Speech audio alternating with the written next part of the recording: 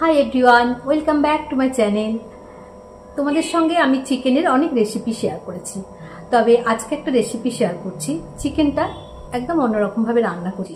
চলো সঙ্গে থাকো, আমার কিচেনে চলো। আশা করি তোমাদের এই রেসিপিটা খুব ভালো লাগবে। তো চলো তাহলে আমার কিচেনে। চিকেনগুলোকে দেখো লাল লাল করে একদম ভেজে রেখেছি, আর তার সাথে ভেজে রেখেছি এখানে 3টে মাঝারি সাইজের পেঁয়াজ ভাজা আছে।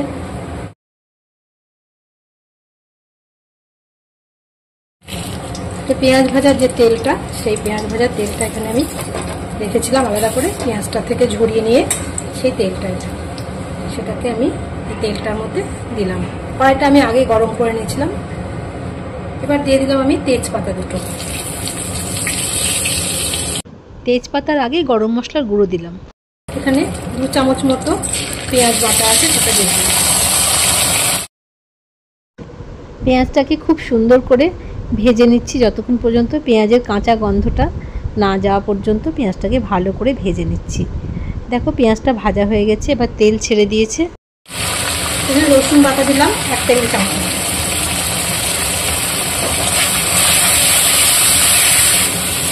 রসুন বাটাটা দেখো ভাজা হয়ে গেল। এখন দিলাম 1 টেবিল চামচ মতো আদা বাটা।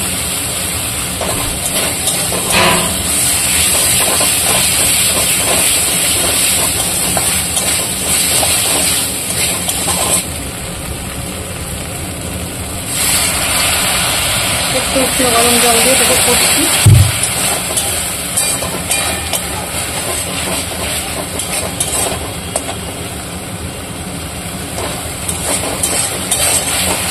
খুব বেশি তেল লাগবে না। যখন ওই ভাজা পেঁয়াজটা দেবো, ভাজা মাংসগুলো দেবো, তখন ওগুলোর থেকে তেল বেরিয়ে দেখবে অনেক মনে হবে তেল দিয়েছি। দেখো কেমন তেল ছেড়ে দিয়েছে। এবার আমি একটা মাঝারি সাইজের টমেটো গ্রেট করে দিয়ে দিলাম। একটু মিক্সি ধুয়ে জলটাও দিয়ে দিলাম।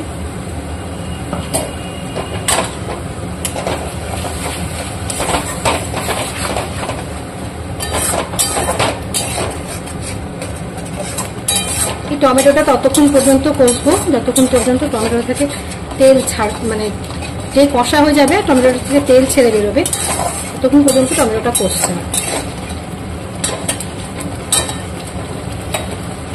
দেখো একটা ঢাকা দিয়ে দিলাম, তাড়াতাড়ি কষানোটা হবে।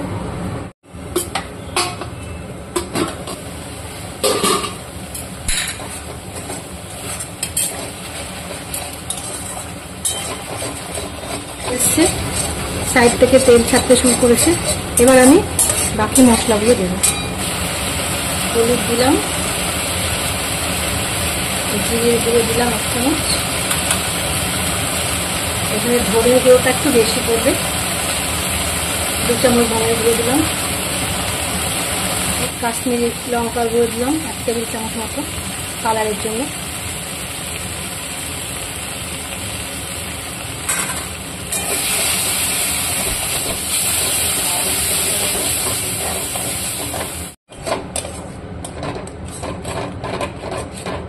এবারে ওই ভাজা পেঁয়াজটা আমি দিয়ে দিচ্ছি।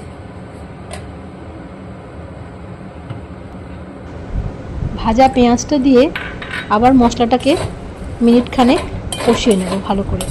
পেঁয়াজের সঙ্গে মশলার সঙ্গে একদম নাড়িয়ে চড়িয়ে সুন্দর করে। পেঁয়াজ ভাজার বাটিতে তেল ছিল, সেটা ধুয়ে একটু সামান্য জল দিয়ে দিলাম, উষ্ণ গরম জল অবশ্য, দিয়ে খুব সুন্দর করে মশলাটাকে এখন আমি কষিয়ে নেব।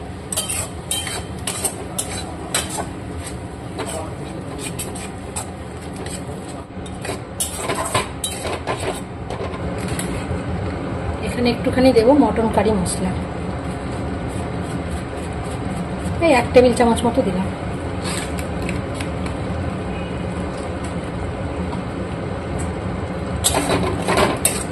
যেহেতু এই মশলাগুলো একদম রেডি হয়, সেজন্য বেশি না কষালেও হয়। মানে এই প্যাকেটের মশলা এই অবস্থাতে আমি এই ভাজা চিকেনগুলো অ্যাড করে দিলাম।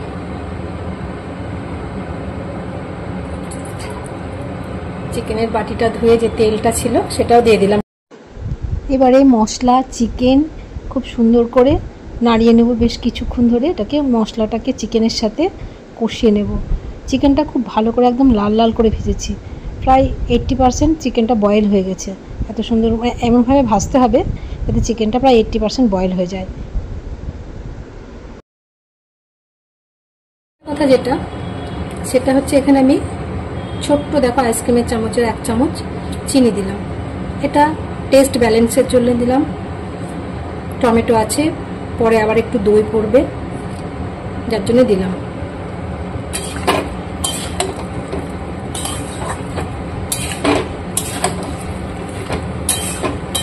এবার দেখো আমি এটা কষতে থাকবো।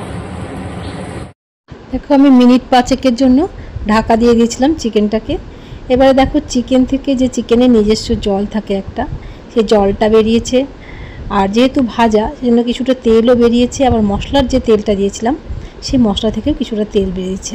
দিয়ে দেখো একদম অনেকটাই তেল বেরিয়ে গেছে, আর চিকেনটা বেশ সুন্দরভাবে মশলার সঙ্গে মেখে গেছে, সুন্দরভাবে কষা হয়ে গেছে। একটুখানি কর্নফ্লাওয়ার দিয়ে 2 চামচ দই দিয়েছি, আর 1/2 চামচ কর্নফ্লাওয়ার দিয়েছি, একটু সামান্য চিনি, একটু লবণ দিয়ে দইটা মিশিয়ে রেখেছি যাতে ফেটে না যায়। গ্যাসটা একদম কমিয়ে দিয়ে এবার দইটা দিয়ে দিলাম। এবার খুব ভালো করে মিশিয়ে নেব। অনেক সময় দইটা কেমন যেন ফেটে যায়, ডিম ডিম ডিম ডিম মতো হয়ে একদম পুরো মাংসের ঝোলের মধ্যে রয়েছে। দেখো বলেছিলাম না, একদম তেল ছাড়তে শুরু করছে চারিদিক দিয়ে। দেখো দেখো এই জলটা আমি গরম করে রেখেছিলাম এই পেঁয়াজ ভাজার কড়াইয়ে, কালারটা আরো বেশি সুন্দর আছে।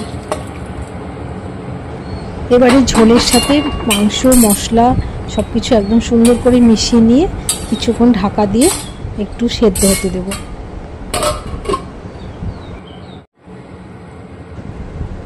একটুখানি গোলমরিচের গুঁড়ো এবারে ছড়িয়ে দেবো ওপর থেকে।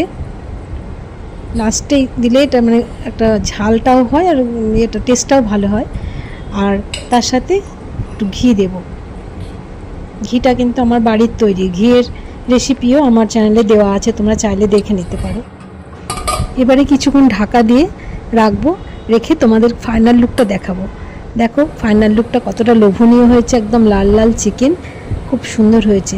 আর আজকে একটা বিশেষ দিন ছিল, তো সেই বিশেষ দিনে থালিটাও আমি তোমাদের সাথে শেয়ার করব, কি কি রান্না করেছিলাম এবং কিভাবে থালিটা আমি সার্ভ করেছিলাম।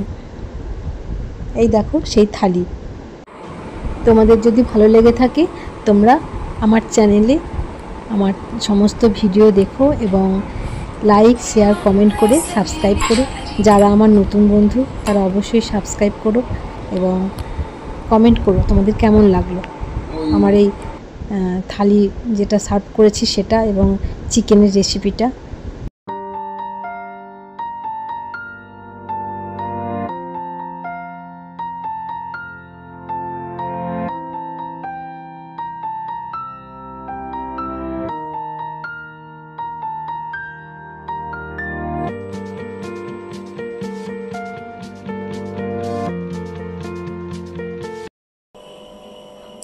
বলো তোমাদের কেমন লাগলো এই রেসিপিটা। আশা করি তোমাদের ভালোই লেগেছে। তো তোমাদের যদি ভালো লেগে থাকে তোমরা লাইক শেয়ার কমেন্ট সাবস্ক্রাইব করে আমার পাশে থেকো। তো চলো আজকের ভিডিওটা এখানেই রাখলাম, আবার নতুন একটা ইন্টারেস্টিং ভিডিওতে দেখা হবে। টাটা।